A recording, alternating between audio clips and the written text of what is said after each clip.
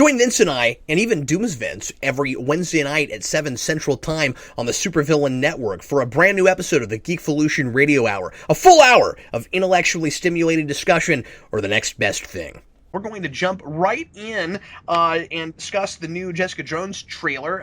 We finally have a 2.5-minute trailer and quite a lot of plot details revealed, Steve. Yes.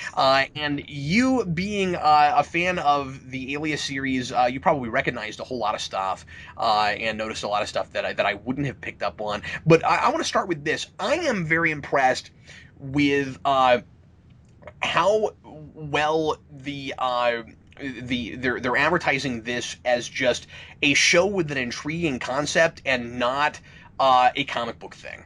Like, it doesn't even matter that it's connected to Marvel or Daredevil or anything. And I think, like, I feel like with the teaser trailers, it was sort of, okay, it's a girl who punches people and goes into bars and smashes glasses. That's about it. You know what I mean? Like the only thing that would excite people about that is it looks stylistic like Daredevil. It looks like Daredevil, and it says Marvel on it, and it's a Netflix show, and Netflix doesn't make a lot of mistakes. So people would want to watch it. Getting this trailer, I feel like people are going to tune in based on premise alone, and that's really cool. Yeah, it's a fantastic premise, and they do a lot that's pretty divergent from the comic. Big thing being, I'm surprised just how much Purple Man we see. I'm sure they're obviously going to have to sell a little bit of it on David Tennant. You can't get that actor and then not milk the fact that you have him. But in the comic, it's a 28-issue run, and he's in it twice. He's got 2 appearances in the whole series. So they must have changed quite a bit to get him going there. But like the stuff they bring up with him, the way they show his powers, the way they shoot some of the scenes and the lighting and such, it's fascinating. If you didn't already know the comic, it's already got like an air of mystery to it. It already kind of channels the hard-boiled noir stuff that made the comic work so well. And the only real complaint I have at all is I'm just not convinced Kristen Ritter's the right casting choice. Yeah, and that's of course because you're familiar with that character, and you probably had preconceptions and an idea in your head. She immediately entices me to want to watch her on screen. I think she automatically has a lot of presence. Yeah, she's a fantastic actress. It's just a matter of she's not off the page enough. I feel like you could have casted a little bit better. And given that Daredevil was, that probably surprises you a bit. Yeah, I mean, Daredevil was absolutely perfect in every single choice, and I even love the guy they picked for Luke Cage, and just, I don't know, it feels like this was a show built for Eliza Dushku, and she didn't get it.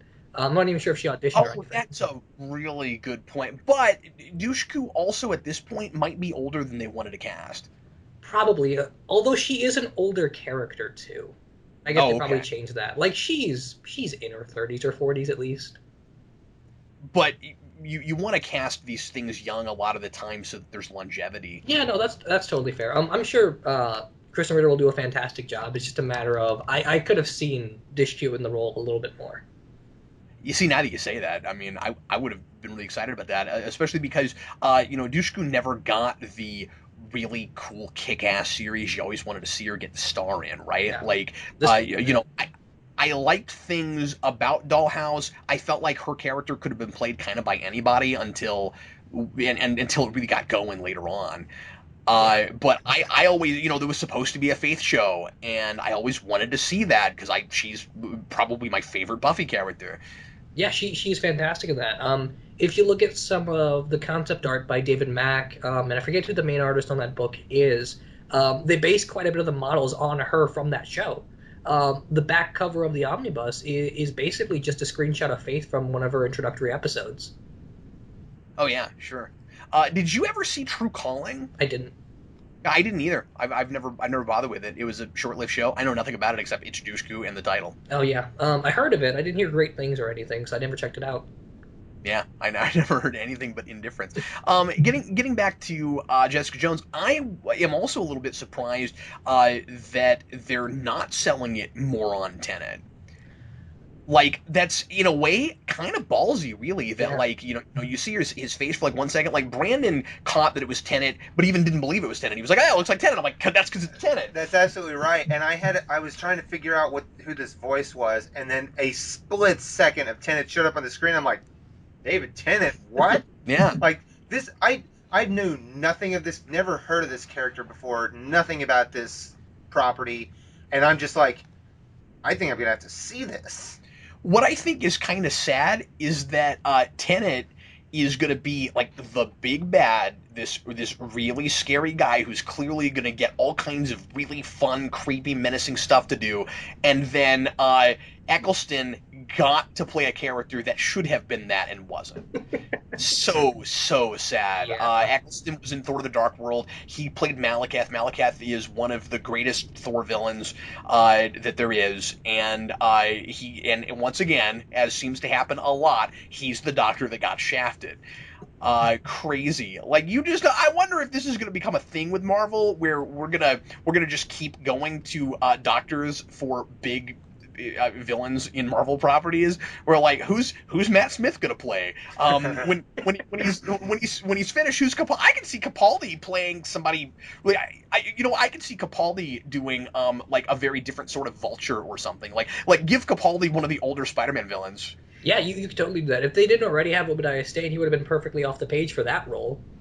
Oh, that's actually a really good point. Yeah, but I could see him for nearly any mad scientist. Yeah. And then Matt Smith, a lot of people were campaigning for him to get Daredevil. I'm not quite sure why. I don't think he would get. I don't see that in him. Okay. Yeah, there's lots of fan posters of Matt Smith as Daredevil. It's kind of bizarre.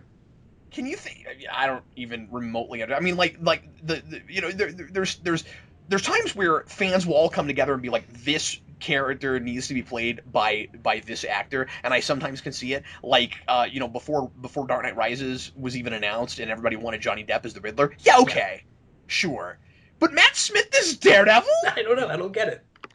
I didn't know that. That is bizarre. Now I'm racking my. I don't usually do the fan casting thing, but I want to see all 4 modern Doctors play really menacing Marvel villains now. Not just Marvel villains, not any throwaway ones, but really like the scariest, sinister, like keep them around for a while or be a villain for a whole movie. Like that needs to happen. Make Matt Smith Mr. Fear if you keep doing Daredevil. Oh, that's a great idea. Improve on some of Brubaker's stuff. That could be interesting. See, now they have a hard time coming up with like really young supervillains. Like, there's not a lot. You could potentially make him the son of the Owl now that he's dead. That's a really good idea, and I felt myself wondering if we'll ever see an owl in costume. Not that that's a thing that like I gotta have or anything. It was kind of fun to do something subtle with that, where it's like we've got Owlsley, and he is a Daredevil villain that kind of jumps back and forth between Daredevil and Spider-Man. Yeah. But it was like when we first heard his name, I was like, surely they're not gonna have an owl costume in this show. And then of course they didn't. Speaking of all of that, how much Daredevil crossover do you think we'll see? I'm gonna go with barely any to 0 probably. The comic has a pretty famous issue where the Daredevil issue and the Jessica Jones issue take place simultaneously, and there's a point where they both converge. This is back when Bendis was writing, and Daredevil just got his identity outed, and he's like suing the press and all that. And I doubt they're going to do any of that because the Jessica Jones crossover they have in the books just wouldn't lend itself to the way Daredevil has built itself in the show. I don't think they're going to want to connect it at all. If anything, we'll probably get like a cameo by one side character, like maybe not Ben Urich's dead.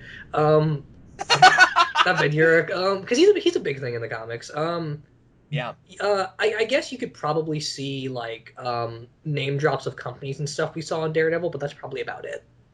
Yeah, I mean, I would imagine surely they'll do the thing where there's like a newspaper that like shows some kind of report about Daredevil or something.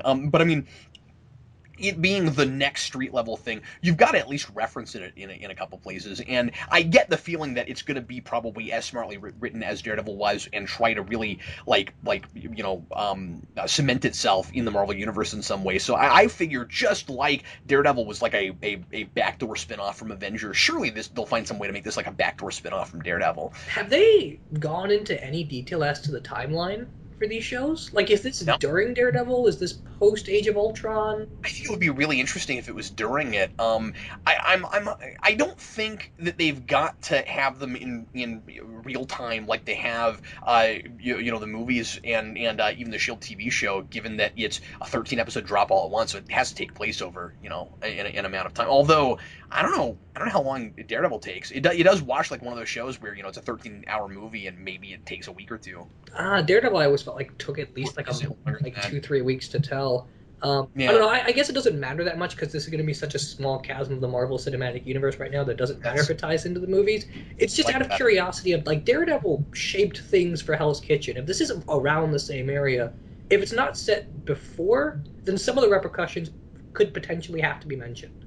Yeah, that's absolutely. Well, it wouldn't be kind of neat if it ran concurrently, and some of the stuff that some of Kingpin's dealings and what he affects kind of trickles down and affects the show in kind of subtle ways where it doesn't matter if you've seen Daredevil, but really, who's gonna watch this show and didn't watch Daredevil? Yeah. I think Daredevil is the most watched thing on Netflix now, so everyone's gonna have to. And I also feel like most people are going to look at this as sort of like getting their fix until the next season of Daredevil. Like, It looks like another season of Daredevil without Daredevil, which I think is kind of its, besides Tenet and the premise, kind of its biggest selling point. Real quick before we go to commercial, I wanted to also mention that I think it is absolutely hysterical, Steve, that we had this whole period in the Shield TV show, like through a season and like a half, I think, at least, where people thought that clairvoyance and mind control was impossible. And this is a whole show about a dude with mind control. Cracks the heck up. I think that's so funny. Yeah, and then I remember when we were talking about that show, a lot of theories leading to like the leader that we already saw in the first Hulk film, which never got capped off. But at least we got Purple Men now. Oh, and by the way, that was another thing I wanted to say was that one of the reasons I thought it would be neat if, and I mean, there's a lot of different ways you could play it, but if they do decide to make this a thing that ran concurrent with the events of Daredevil, it'd be just like Iron Man 2 and Incredible Hulk. Oh yeah, that's a really good call. Marvel's done nonlinear stuff before. And if I'm not mistaken, we see the same police station in the trailer as we do in Daredevil. Because in the background, it's the same picture of Stan Lee framed on the wall.